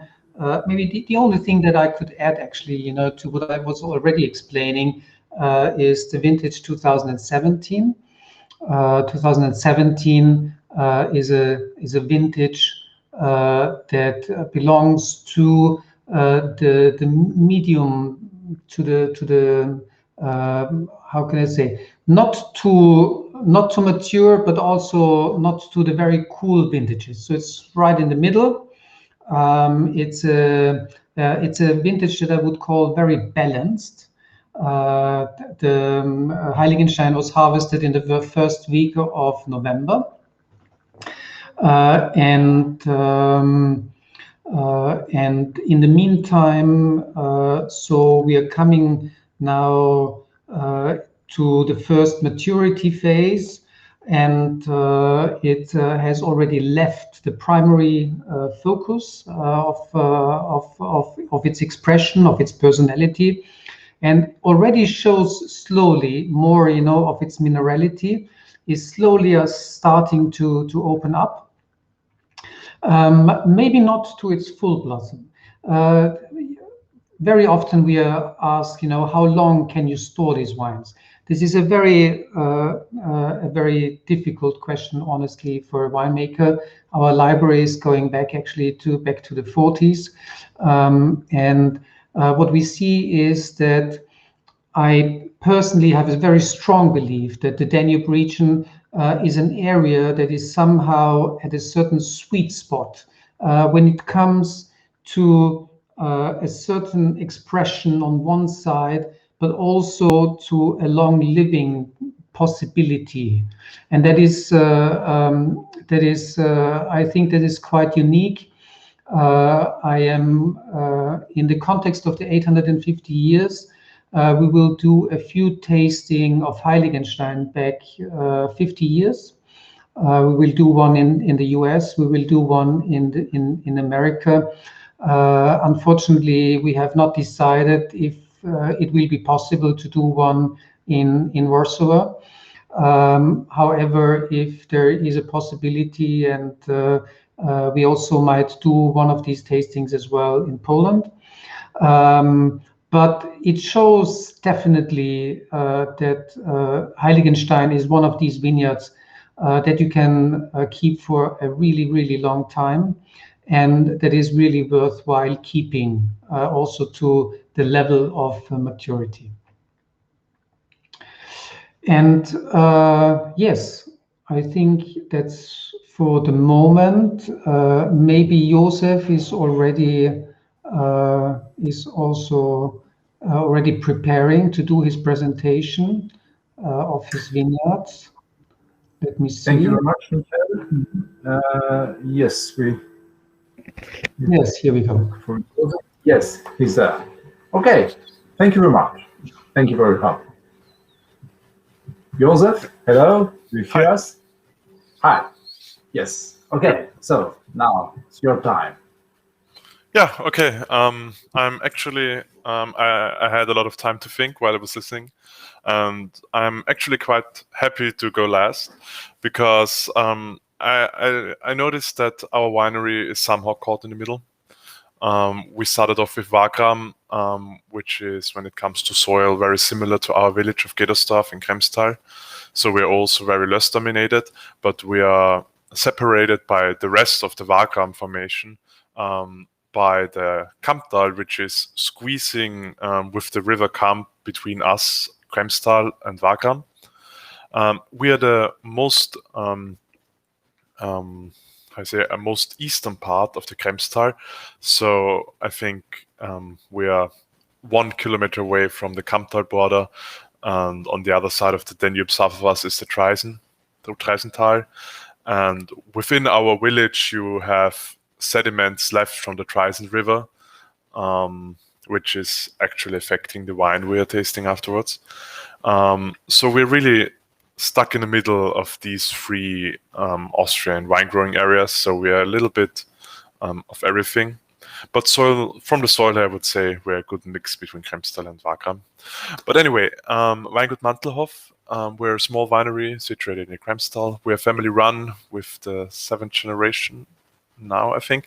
So we're in Gedersdorf since 1815 approximately. And before that, my family was involved in winemaking since 1365. We have an old contract where an ancestor of mine bought a vineyard in the city of Krems in 1365. That's where we trace our heritage to. And yeah, we are certified organic for, I think since 2008. And our key philosophy is to let wine be wine, to let the wine be a natural product. So we haven't added a single gram of sugar to our wines in now 70 years. So since the 1950s, my grandfather stopped adding wine even in cold and rainy vintages. My father and I then enriched this philosophy by also not adding or reducing acidity in our wines, which was easier said 10 years ago. And then, climate change kicked in, and adding and especially reducing and especially adding acidity became a far bigger thing than it was 15 years ago. But we don't add anything to alter our wines when it comes to their vintage style. So in a cold vintage, our wines will always be high in acidity and a little bit more elegant. And in warm vintages, our wines will always have an expression of a warm vintage with reduced acidity and probably higher alcohol. So for us, it's all about staying true and close to the vintage and to the natural product, which is wine, and to really try to keep the wine a natural thing and not an industrialized thing. So that's our key philosophy. Yeah, the wine I've brought along is Riesling Steingraben. Steingraben is the only reed in our village which is really suitable for Riesling along with one other, because most of the village is very, very thick Löss layers, and on these Löss terraces Riesling doesn't really play his strength. He doesn't get acidity and he doesn't get minerality. But in Steingraben, there are sediments of the old Treisen River, which is now cut off by the Danube, but a couple million years ago, the Danube was going a little farther north, and so the Treisen River cut through our village. And on this spot in the mountain, there is still a lot of Treisen gravel mixed with Aule. So you could say there's a trace of Huber from the Treisental in our wines. But yeah, in Steingraben, the key element to the soil is loess mixed with gravel. And in 2016, very cold and rainy year, it was actually my first year to do wine. So in 2016, me and my sister took over the winery. It was a stressful year. There was a lot of rain. Noble rot and Peronospora was a very, very big problem. And when we drove through the vineyards before and during harvest, it was like, ooh, you know, everything's bad. Everything's very difficult. We were really stressed out by our first time doing wine. But when we came then along to Steingraben, it was always a relief because it was just one vineyard which was perfectly healthy, where we didn't have to worry about anything.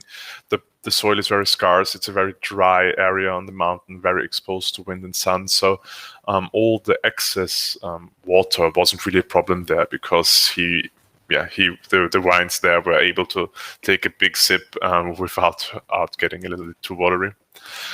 So as a result, we harvested the last vineyard in this year in 2016. I think it was at the beginning of November even. I don't remember the exact date.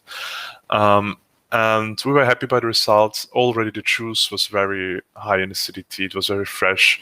And then the wine started to ferment, and it felt like the wine would never stop to ferment. So I think we stopped fermentation somewhere around June, so around this time of the year.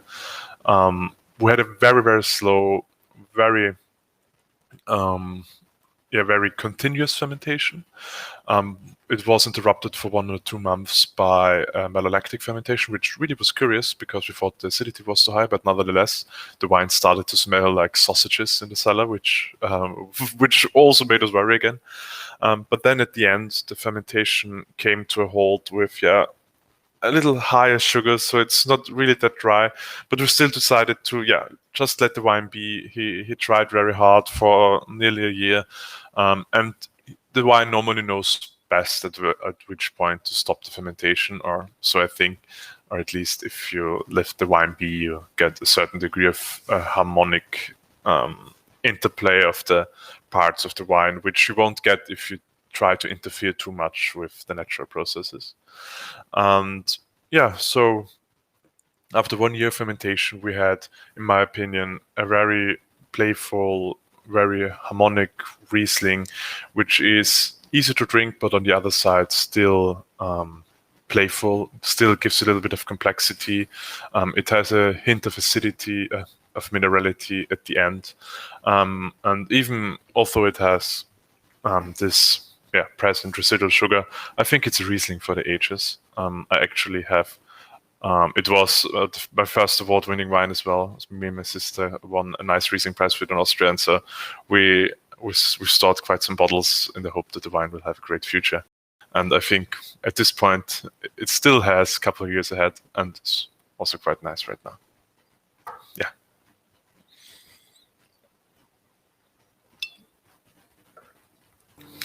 That's it from. Thank you. That was very interesting, and it was the last wine today. Yes, and yes, as I told you, it's the day you will remember. Yeah, that was a good tasting, wasn't it? And it was a perfect day for the tasting, and it's not yet over. Well.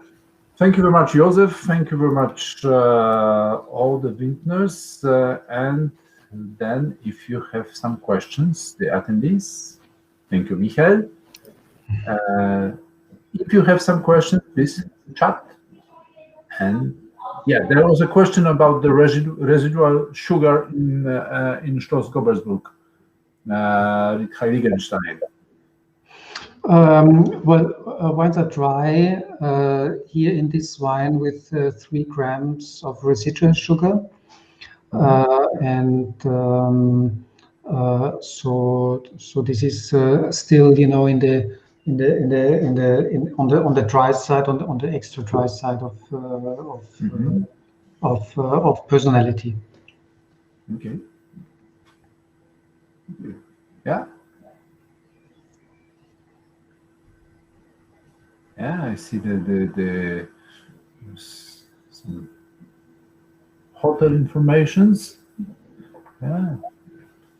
Tourism advices. Right. Okay. If you want to ask, now is the time to ask.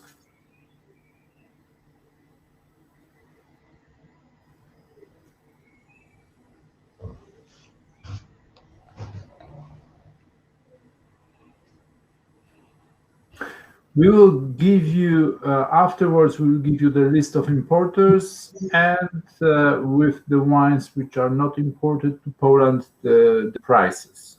Yeah? As traditionally we do that, it's afterward, after the tasting. Piotr, if you please feel free also to share the presentation about Traditionsweingüter also with the participants. So if anyone, you know, maybe is going through it and has an open question, he's always welcome, you know, to come back to me. Of course, we will distribute it. Yeah, so just thank you, and a very good tasting. Okay, thank you, and hope to meet you again sooner or later here or in Austria, perhaps here in, you know, some offline tastings are planned for July, so perhaps. Yeah, no questions. Is Mandlerhof present in Poland? Do you have the importer, Josef? No, unfortunately not. Yeah, okay. So, yeah. So there is an importer asking. Importer present. Okay, so this is, you know, matchmaking for her. Okay. Mm-hmm.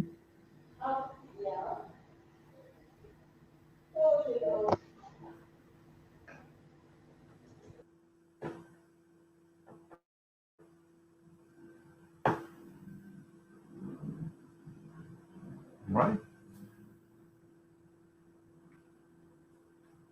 Okay. Well, gentlemen,